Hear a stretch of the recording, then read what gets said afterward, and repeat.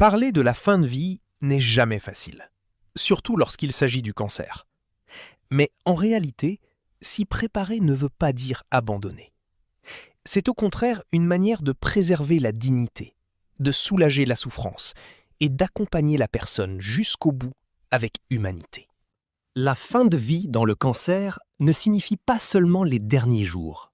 C'est une période où la maladie devient avancée et où les traitements curatifs ne sont plus efficaces.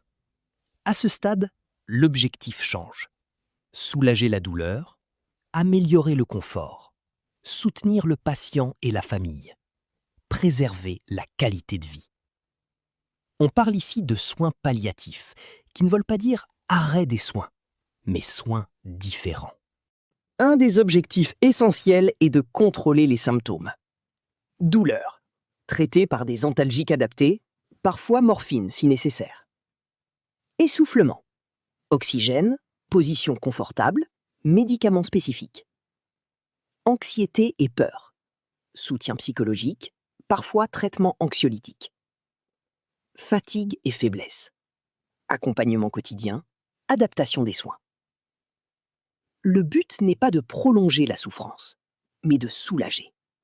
La famille joue un rôle central dans cette période. Elle peut être présente et rassurante, aider aux gestes simples du quotidien, participer aux décisions médicales, apporter du réconfort émotionnel. Mais il est aussi important que la famille soit accompagnée, car voir un proche en fin de vie est une épreuve très difficile. Les soins peuvent se faire à l'hôpital, en unité spécialisée ou à domicile. À domicile, environnement familier, présence des proches, confort émotionnel. À l'hôpital, équipe spécialisée, prise en charge continue, gestion rapide des symptômes. Le choix dépend de la situation médicale et du souhait du patient. L'un des principes les plus importants est la dignité. Cela signifie respecter les choix du patient, ne pas imposer de traitement inutile, écouter ses besoins et ses peurs, l'accompagner sans jugement. Chaque personne vit cette étape différemment, et chaque parcours mérite respect et humanité. Se préparer à la fin de vie en cas de cancer, ce n'est pas renoncer, c'est choisir le confort, la paix et la dignité.